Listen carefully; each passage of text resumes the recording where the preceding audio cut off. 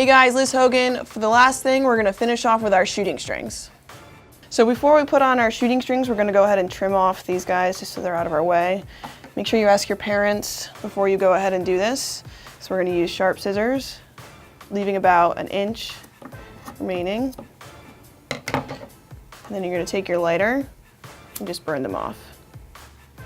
And this really just helps the strings from fraying over time. So once you have them there, be careful, they're hot to the touch. You're just going to go around the pocket. Anywhere that there's some excess strings, cut and then burn.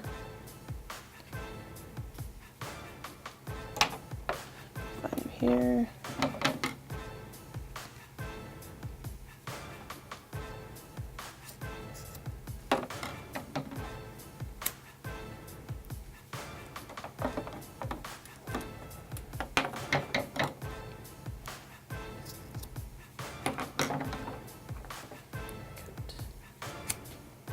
And so now we are definitely ready to go on to our shooting strings. So to start our shooting strings, if you have one that's longer than the other, you're going to save that for later, but if they're the same length like this, it doesn't matter. You take your shooting strings and from the second open hole, so the first open hole with the second hole, you're going to take your shooting string and bring it up so that it's in half. Okay? And it's very simple. So the one that already came into the inside of the head, all you're going to do is just go up and down through every piece of mesh. So we're going to go down through this triangle,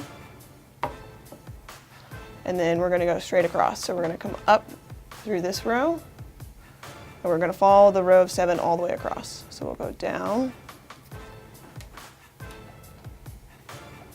up, down, up, down, up. And then we're going to do the same thing that we just did. So we'll go down and then up. Then all we're going to do is with the second one, we're going to do the exact same thing going up and down, but we're going to go in the opposite direction.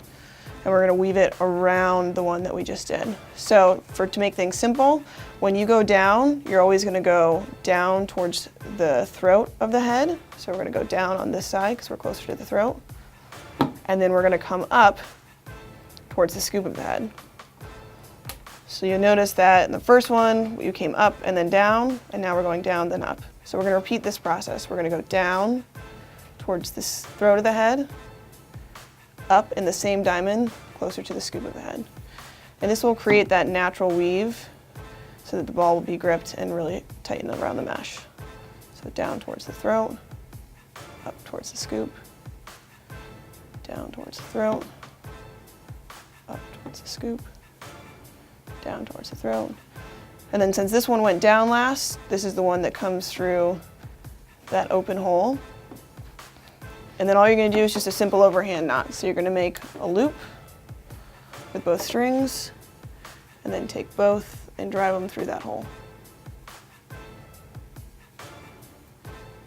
And then just tighten off. So that's pretty simple. That's your first shooting string. Now your second shooting string can be a U, and it can be 6.5 inches from the scoop. And luckily, STX has made this easy. You'll see there's a pattern on the side of the sidewall, and then it gets smooth on the second half.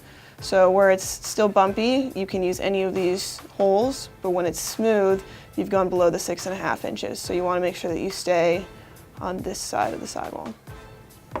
So with that being said, we're going to start with this sidewall hole. So it is 1, 2, 3, 4, 5, 6, 7 up, or easier put, it's the first available open sidewall hole that's in the rough side.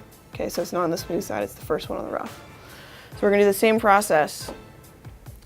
We're going to go make sure our shooting strings are in half, like so.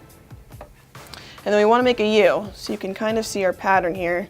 What we'd like to do is end it so that we have one row available and then have our U underneath it. So you can kind of see the pattern we're going to take right now, and sometimes this is a little bit easier to see if you just kind of plan it ahead of time like this. So we've come up, we're going to go down, we're going to come up on this first leather hole here, go down, down, up. And then when we get one row away, we're gonna start turning.